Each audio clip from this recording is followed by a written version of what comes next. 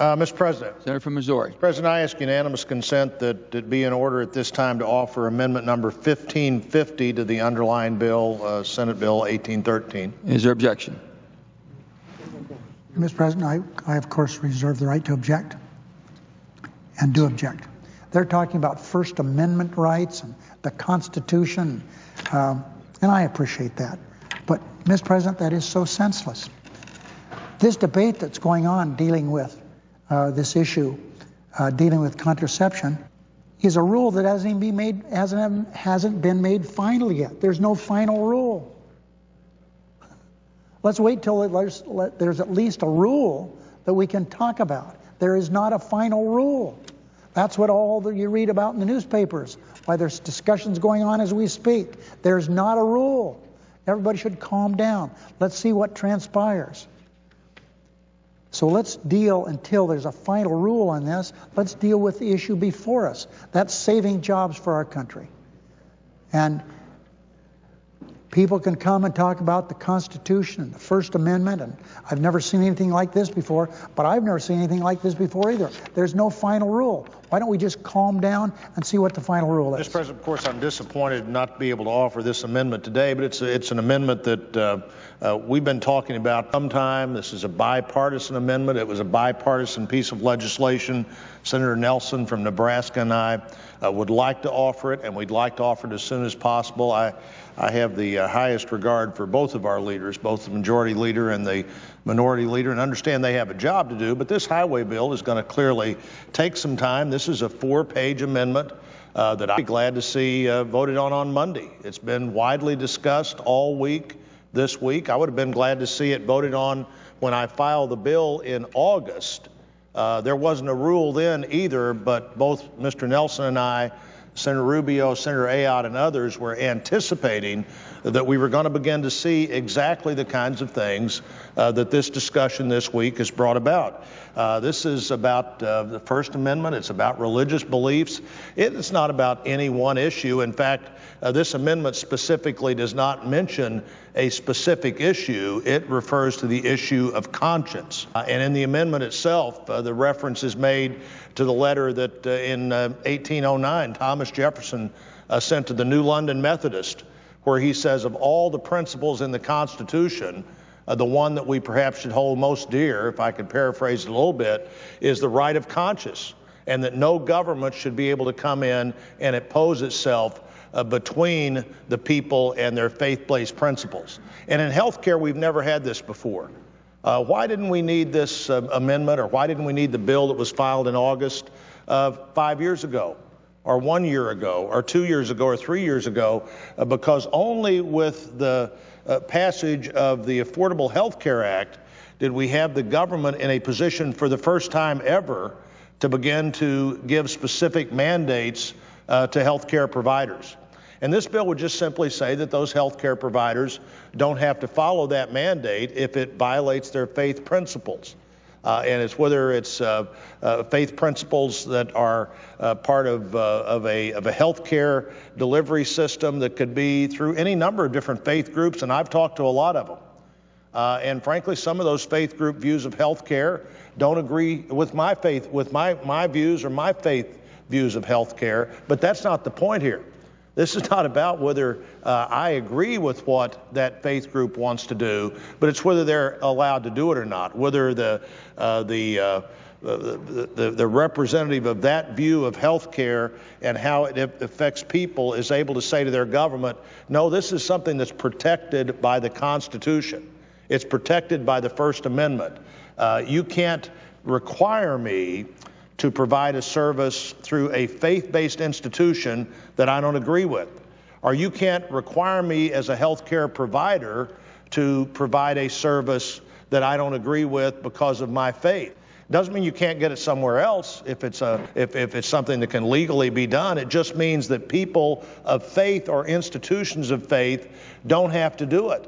That's why in almost every Catholic church in America the last 2 weekends, a letter's been read from the bishop or the archbishop that said this is unacceptable. It should not be complied with. That's why the chaplain to the Army, the chief Archbishop to the Army, Archbishop Broglio, sent out a letter to be read at Catholic Mass on Army posts all over the country, and initially that letter wasn't going to be read because it didn't agree with apparently the tenets that the government was pursuing at a time, which is the violation that people would see most offensive. I think that the government would actually begin to say, a people of faith, you can't even talk about. You can't even have that letter read on a military post from the person who's responsible for the chaplains, the Catholic chaplains in the military. Or maybe it's a faith view of how to deliver health care that somebody in the Christian Science community has, or somebody in the Seventh-day Adventist community has, or the Southern Baptist community, or whatever that might be. The specific thing is not the issue here.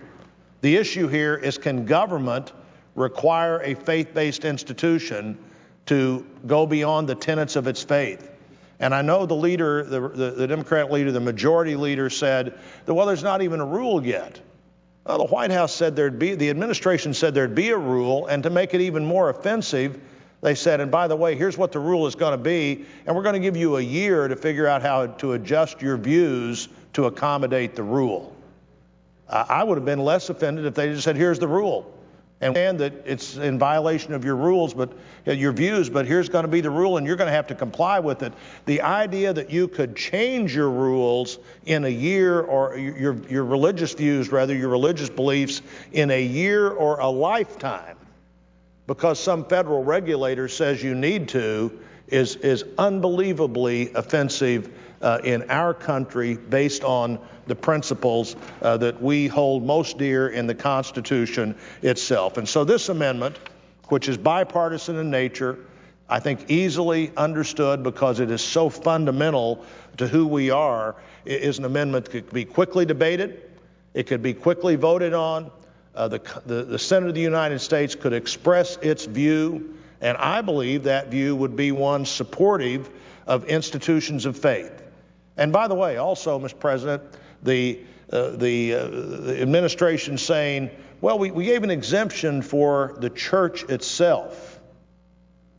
Now, one, I don't know how long that exemption would last, and two, I think that shows a lack of understanding of the work of the church, or the work of the synagogue, or the work of the mosque, or the work of people of faith coming together.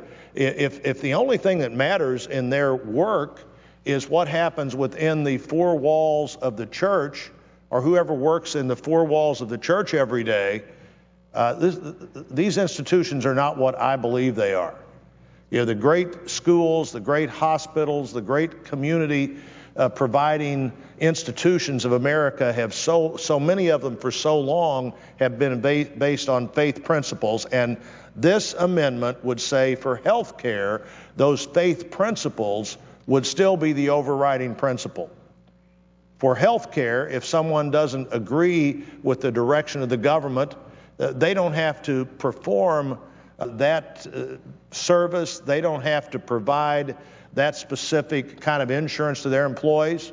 And remember, the underlying bill here, the underlying rule here that has been announced, even though it may not have been officially issued, is one that talks about people who have chosen to go to work for, to get a paycheck for, to work at the direction of a faith-based community, and then to tell that community what your insurance has to look like. Well, that's just one of many steps. If the government can do that, what can't the government do? If the government can do that, where does the government stop? If the government can do that, when you say, well, you know, this is something I don't believe in, so I don't want to be part of this particular health care issue, this health care moment, this health care episode, whatever you'd want to call it, you say, oh, well, you've got to do it because the government says you have to do it, and the First Amendment doesn't matter. The protection of conscience doesn't matter. The Jefferson letter to New London Methodist doesn't matter. And until the enactment of the Patient Protection and Affordable Care Act, this was never an issue. And nothing would happen if this amendment was approved and became the law of the land. Nothing would be different tomorrow than it was a year ago.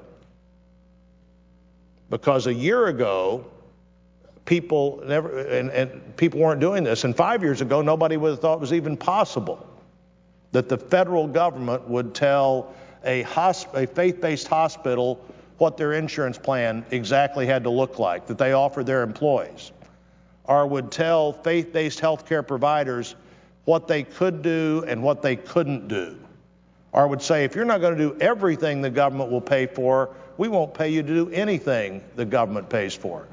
So, Mr. President, this is an issue that many people in the country feel strongly about. Many people in the Senate, both Democrats and Republicans, feel strongly about.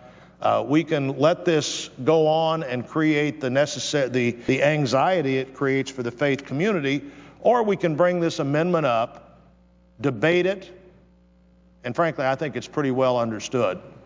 Debate it, vote on it, and let the country know that we still support the Constitution of the United States. And while I'm disappointed I didn't get to offer this amendment today, Mr. President, I will be back, and we will do I'm going to do my best to get this amendment offered at the earliest possible time, and I'd be glad to see the Senate join me and the majority join me in saying, let's get this important issue off the minds of the American people and let them know that the Constitution still matters and religious liberty is still the First Amendment to the Constitution in the United States of America. And I yield back.